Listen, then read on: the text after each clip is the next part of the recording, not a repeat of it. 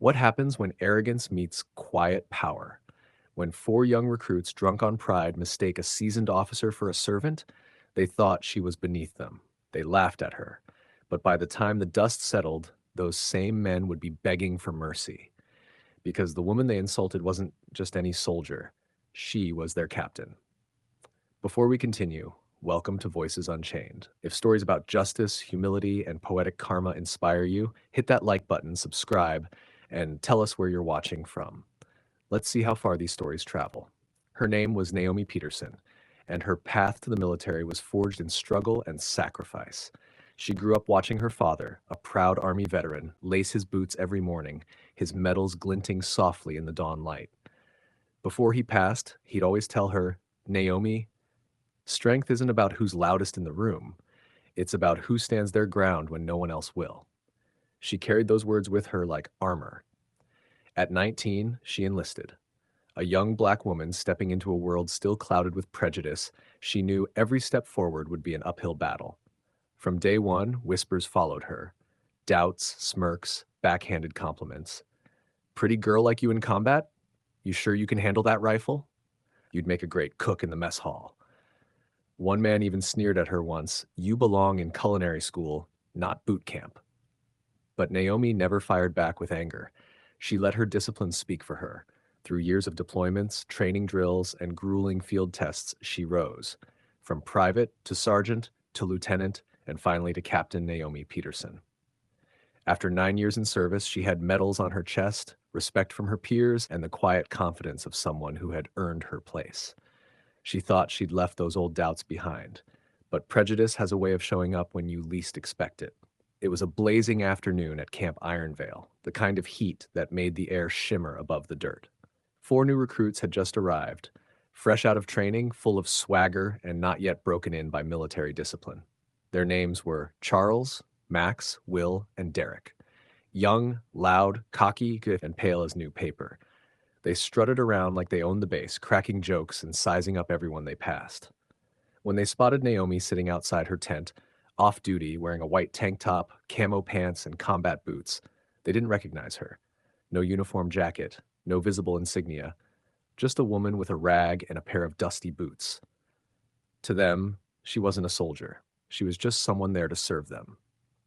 Charles was the first to speak, his voice carrying that smug, know-it-all tone. Hey, he said, pointing at her boots. Mine could use a little shine too, don't you think? Naomi looked up slowly, her expression calm. Excuse me? Charles grinned. You heard me. Max stepped forward, laughing. Man, why do you people always gotta have an attitude? Just do what you're told for once. Naomi's eyes narrowed slightly. You people? Will chimed in from the side. Yeah, you heard him. Don't act like you're above it. They formed a loose circle around her, four shadows cutting her off from every direction. Naomi stood, her voice firm.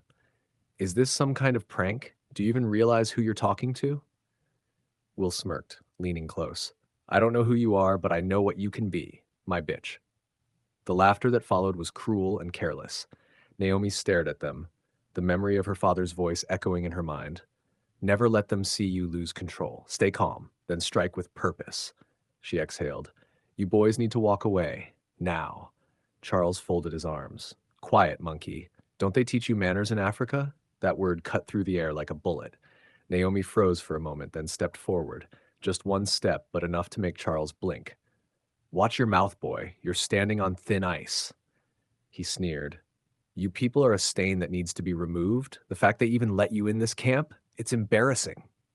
From behind the tents, Lieutenant Elijah, Naomi's longtime friend, was walking toward them. Naomi saw him, just for a second, and subtly raised a hand, signaling him to stop. She didn't want backup, not this time.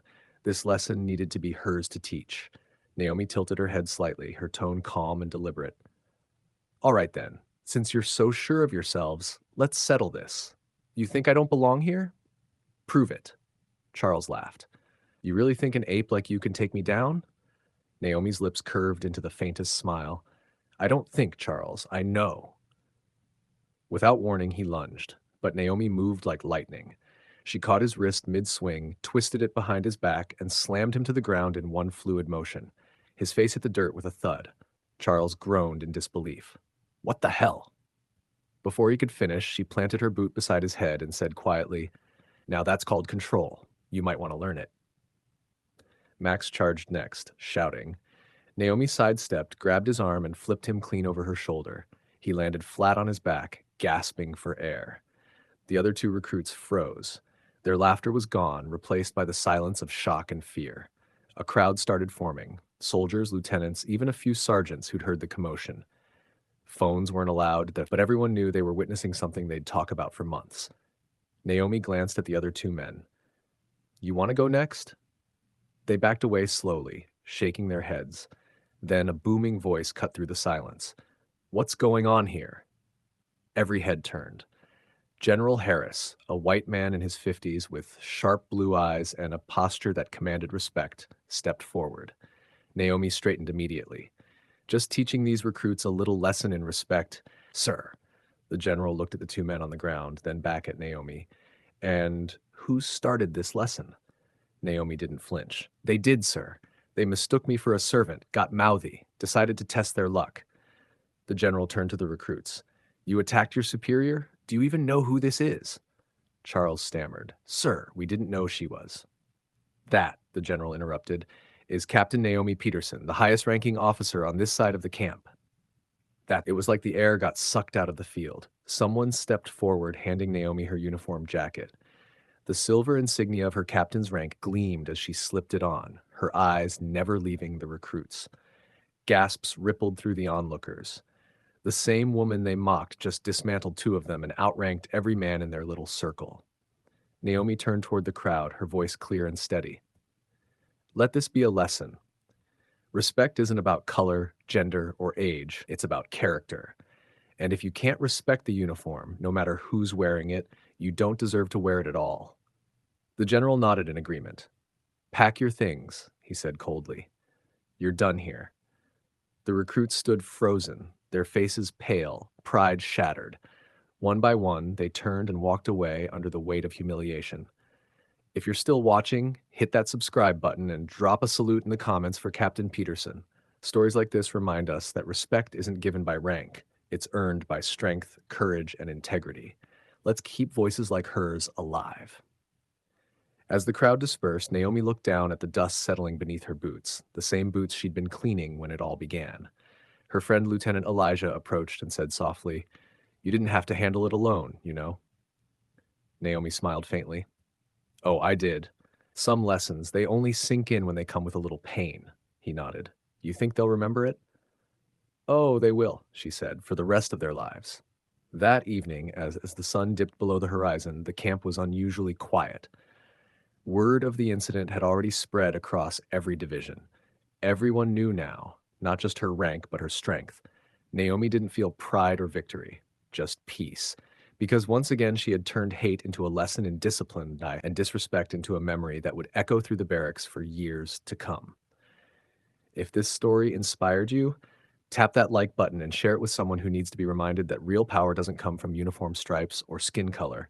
It comes from honor, restraint, and courage. Because as Captain Naomi Peterson proved that day, sometimes the strongest salute is the one given in respect.